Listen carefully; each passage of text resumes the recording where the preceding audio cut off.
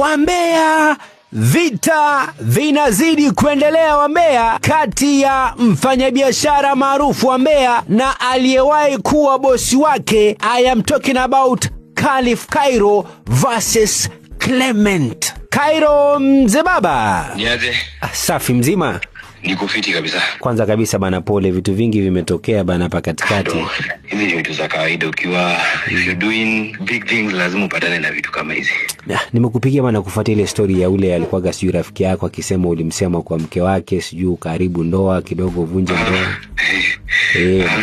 Msongelelea mambo kwa sahi, lakini by Wednesday jioni kutakuwa na my side of the story.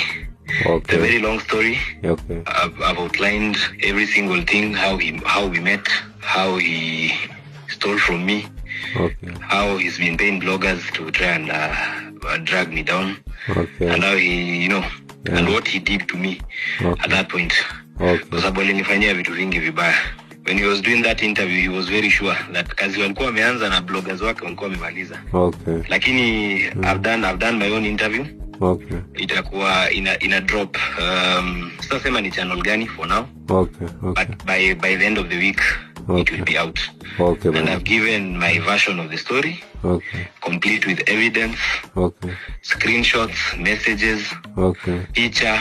Okay. Kila kitu kiko pale. Kwa hiyo basi ni kweli jamaa alikuwa anachiti, yani ni ile kukuharibia tu, jina anataka kukuharibia ukae kama wewe ni snitch na kila kitu. Hapana, the thing is he was having an affair with my girlfriend. Oh. He was having an affair with my girlfriend. Okay. I have evidence. Okay. At that point nilikuwa na option mbili. Okay. Ningeenda nimtandike mangumi. Okay. Because he's a very weak man, but nikaona the right thing is just to also tell the wife. Na acha kusema sijui nini. So nikuulize, huyu girlfriend yako ni ule wa kwanza Sera ama huyo wa pili? Hapana, huwa hawajulikani, ni wa kitambo. Unajua tunaongelea mambo ilifanyika 2021. Unajua tunaongelea mambo ya 4 years ago. So we should be asking ourselves, if he is as very smart or as rich as he claims to be or he pretends to be. Kwa nini anakuja kuleta kuongelelea podcast ya vitu zimehappen 3 years ago? This is somebody who tried to bring me down. Okay. Tulifanya kazi na yeye at one point. Okay. He's a very greedy individual. Okay. I'm a very pathological liar. Okay. And it simply got to a point where sasa ameona kijana ana shine sana. Okay. Of course hajai move on. Ule kijana alikuwa anatumia kutengeneza pesa alimuondokea. Akabaki peke yake, maisha yake ikastagnate. Sasa machungu of course ni mingi. Ndio maana akaamua basi kukupiga hivyo.